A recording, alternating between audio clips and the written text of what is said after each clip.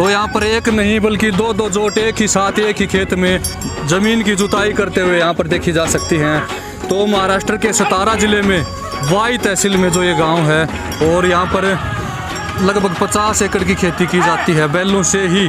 तो काफ़ी लंबी तगड़ी जो खिलार नस्ल की जो जोट हैं, जो हज़ारों वर्षों से किसान के साथ कंधे से कंधा मिलाकर यहाँ किसानों की आजीविका को बढ़ाने का कार्य कर रही हैं। तो किसान को इन बैलों का एहसान भूलना नहीं चाहिए। इन्हीं की कमाई से हर किसी ने खाया है। भारतवर्ष में कोई ऐसा घर नहीं है जिनके बुजुर्गों ने बैलों की कमाई न खाई हो, फिर भी इनको जो भारी संख्या में कत्ल खानों में भेजा जा रहा है, बुढ़ापे में बैलों को बेसहारा छोड़ दिया जाता है और बैलों की दुर्गति ही देखने को मिलती है। तो अगर किसान बैल से कमाता है तो उसका दायित्व बनता है कि बुढ़ापे तक उस बैल को अपने खुट्टे पर ही रखे, उसकी सेवाएं करें। भाई नमस्कार। नमस्कार।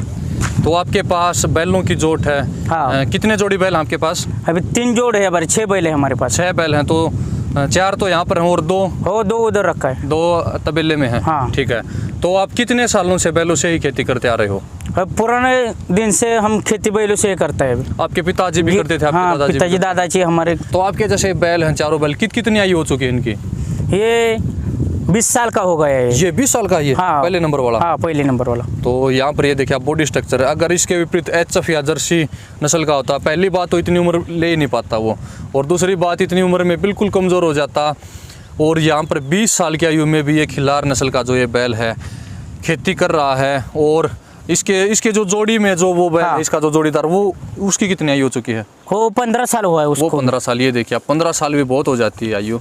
तो 15-20 साल दोनों की जोट है और फिर भी जो दमदार जो खेती को कर रहे हैं और बिल्कुल जोर लगाकर। तो आपको कितने साल हो चुके हैं इन बैलों को खरीदते हुए? नहीं, हमारे घर के गाय ना, उससे बैल है। गाय के हैं? हाँ, खुद के हैं? खुद के तैयार किए थे।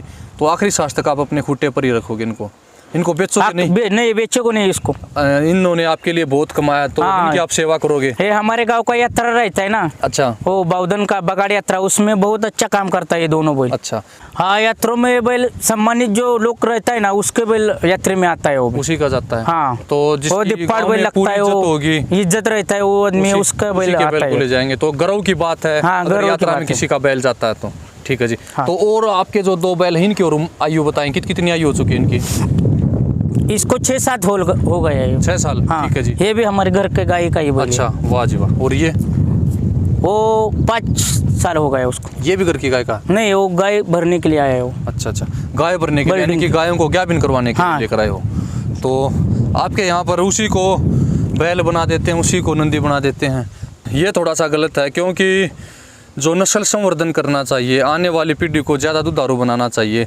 जैसे जो गाय ज़्यादा दूध देती है उसी के बछड़े को लाकर उसी से गाय गाभिन करवानी चाहिए। तो यहाँ पर ये देखिए आप जो टेस्टिकल देखे जा सकते हैं, अभी जो बदिया नहीं करवा रखा है। अगर कोई किराया करना चाहे बैलों से तो खेती के किराए के कितने रुपए ले लेता? जैसे गन्ने की जो फसल है वो, हाँ, अगर उसकी जो निराई गुड़ाई करनी है तो कितने रुपए ले लेते हैं? गन्ने के 1 एकड़ के लिए हमारे गांव में 4-5 हजार रुपए लेते हैं। 4-5 हजार रुपये? हाँ। बहुत हो जाते हैं। तो फिर किसान इसको आसानी से दे देते हैं किराए हाँ, वाले को। तो इससे तो अच्छा वो ट्रैक्टर से ही करवा लेंगे, ट्रैक्टर से उनको सस्ता पड़ेगा। नहीं, ट्रैक्टर से अच्छा वो बैलों से खेती होता है और सस्ता पड़ता है। अच्छा। ट्रैक्टर का भी उतना ही पैसा लेता है वो। उतना ही पैसा ट्रैक्टर के लेंगे, इतने ही बैल के। हाँ। तो फिर आपके इधर क्या मानना है कि बैलों से खेती अच्छी होती है? हाँ, बैलों से खेती की हुई खेती इतनी जो अधिक पैदावार नहीं दे पाती है वो ट्रैक्टर से। तो आपके हिसाब से अगर कोई किसान 2 बैलों की जोड़ी रखता है तो कितने रुपए कमा सकता पूरे साल में? वो साल में सब खर्च हो जाके वो 1.5-2 लाख रुपए तो सही कमाता है। 1.5 से 2 लाख रुपए आसानी से कमा सकता है। आसानी से कमा सकता है अगर 2 बैल हों किसान के पास तो। हाँ, ठीक है जी। कुछ साथी जिनमें बहुत ज़्यादा भावना, वो मानते हैं कि बैलों को गुलाम रखा जाता है, पूरी उम्र तक उनको नाथ डाल के ऐसे ही रखा जाता है। तो उनको बताना चाहूँगा कि जो लोग अपने बछड़ों को सड़कों पर बेसहारा छोड़ देते हैं, वो थैलियाँ खाते घूमते हैं, शेल्टर हाउस में जाते हैं, उनसे अच्छी तो इन बैलों की ज़िंदगी है, जो अपने मालिक के साथ, अपने सेवक के साथ पूरा जो दिन कंधे से कंधा मिलाकर खेतों में काम करते हैं और आराम से ज़िंदगी जीते हैं। इनको अच्छा जो भोजन खिलाया जाता है। यहाँ पर आप बैलों का स्वास्थ्य देखिए, बिल्कुल हट्टे कट्टे मजबूत बैल यहाँ पर हैं, कोई भी बैल आपको कमज़ोर दिखाई नहीं दे रहा। ये हाँ जी, और बताएं। ये बैलों को ना हम बच्चों को जैसा नहीं पालता है उसको अच्छा पालता है वो बैलों। बच्चों से भी ज्यादा हाँ, पालते हो? गुलामी करता नहीं, वो जो बोलता है ना वो झूठ है बात। जी जी जी।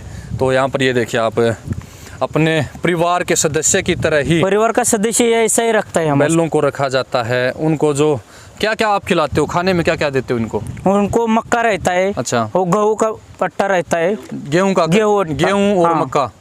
और इसमें घी भी खिलाते हो? कोई घी या तेल, कोई जैसे चिकना पदार्थ खिलाते हाँ, हो? घी खिलाता है उसको। कितना घी खिला देते हो? कब कब खिलाते हो?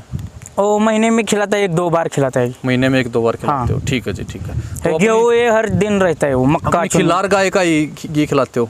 हाँ। ठीक है जी। दूध भी पिलाते हो कभी इनको?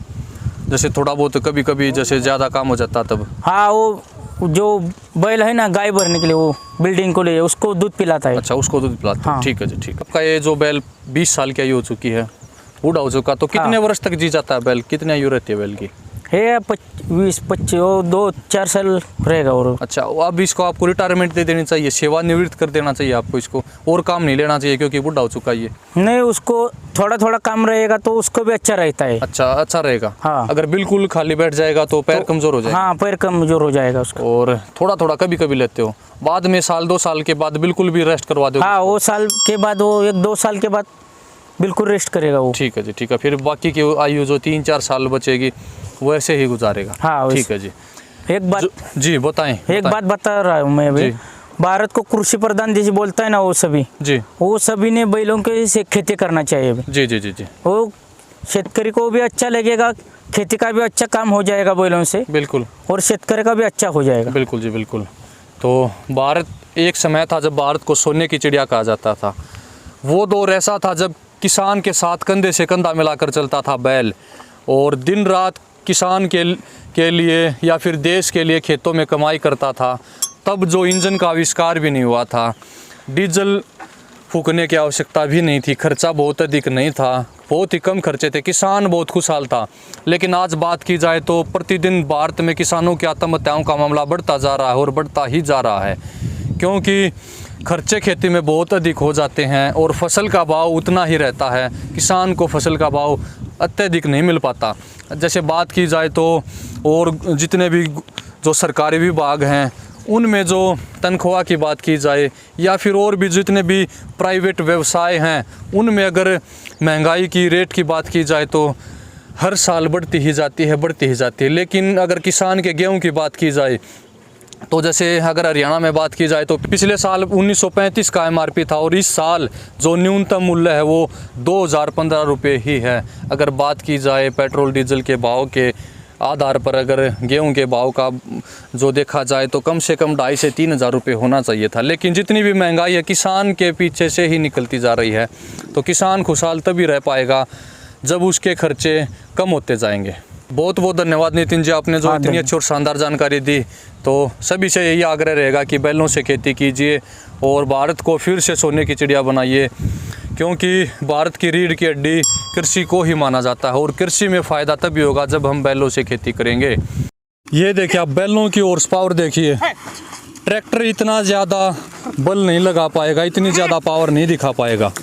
ये देखिए आप कितनी गहराई तक जो हल्की जो नुकीली फाली जा रही है, और बैल इसको आराम से खींच रहे हैं, ना कोई इनको ज़्यादा प्रेशर लग रहा है, बिल्कुल आराम से लंबी लंबी डंगे भर रहे हैं, और इस खेती की जो जुताई आसानी से कर रहे हैं। यहाँ पर ये देखिए आप स्पीड देखिए बैलों की, कितनी ज़्यादा तेज़ी से भागते आ रहे हैं। इतनी तेज़ी से ट्रैक्टर नहीं चल पाएगा। ये देखिए आप बैलों की स्पीड देखिए, कितनी तेज़ी से भाग रहे हैं। ये देखिए आप कितनी तेज़ी से भाग रहे हैं, ट्रैक्टर से इतनी तेज़ी से नहीं भागा जा सकेगा। और बैलों की जो क्रियात्मक ऊर्जा खिल्लार ब्रीड की, ये सामने देखी जा सकती है। तो खिल्लार ब्रीड किसी से कमज़ोर नहीं है।